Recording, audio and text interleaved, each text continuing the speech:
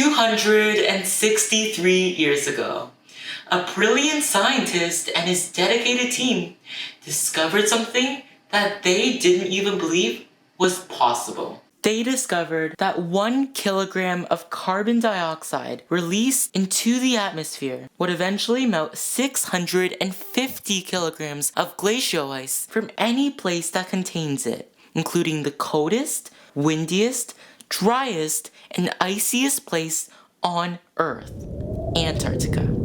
But when the scientist attempted to convince the people that this was a serious issue, they didn't believe him or even listen. Probably because they didn't know what carbon dioxide was. And later, when the Antarctic animals themselves didn't listen to the scientist, probably because they couldn't understand human talk, the scientist and his team took drastic action. They placed a detailed handwritten note inside of a metal bottle and then stuck it inside of a solidly built glacier. Their reasoning was that if the glacier ever melted, due to something, then the bottle would drift free and maybe, just maybe, somebody would find it.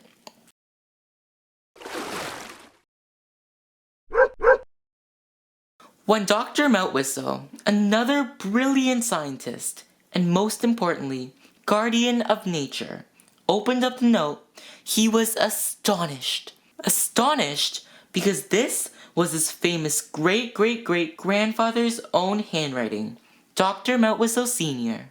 But it wasn't just the fact that his ancestry was calling out to him, but also that the environment was clearly at stake was what jolted Dr. Meltwhistle into action.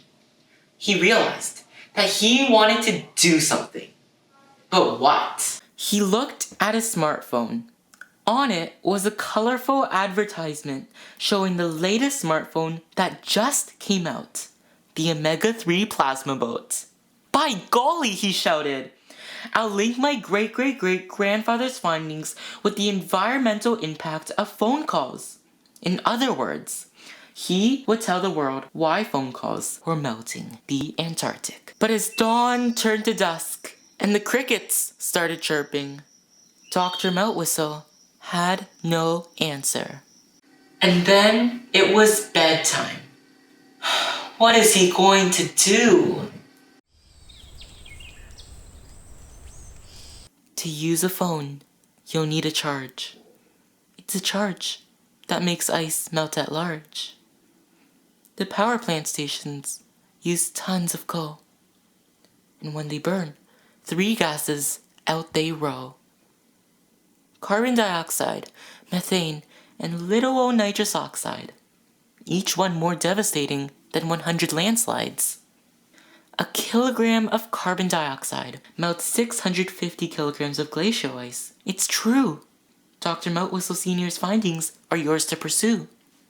Methane is next up on the list, but it has an impact you wish you could twist. For each kilogram melts 84 times the ice than that of carbon dioxide suffice.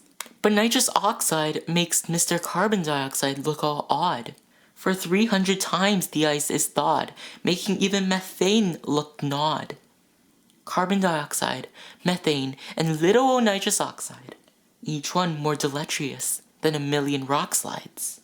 It's these 3 gases that dissolve ice all quick.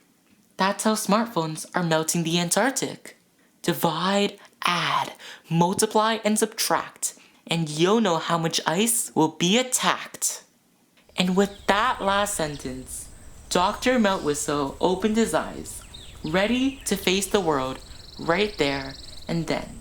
It made perfect sense at last. The real reason that ice was melting was simply because of the power required to charge the phones. As coal, a major material required to produce electricity, was burned, it released 3 major greenhouse gases that would trap heat on Earth and therefore raise the temperature, causing ice to melt. The scientist sat up a little straighter, felt a little more confident, and most of all, became a little more motivated. Enough to get out his pen and start calculating all those percentages and figures he needed to find in order to convince the world.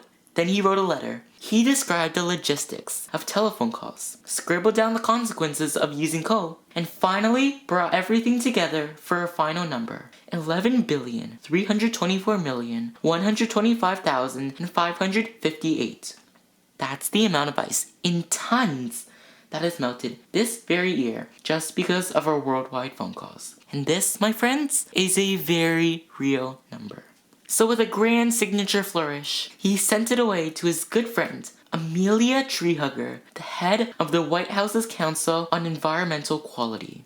The next day, it was over when Amelia Treehugger received a letter full of all sorts of practical and fascinating calculations. She was flabbergasted. Sending another brilliant team of scientists to investigate, they discovered that everything was true. Dozens of news anchors had been called to report on the groundbreaking discovery, and Dr. Meltwhistle and his great-great-great-grandfather were heroes. In fact, they were so heroic that we talk about Meltwhistle and the discovered melted ice to this present day. And that's a story of how our phone calls are melting Antarctica, and how one man's discovery led to a million more.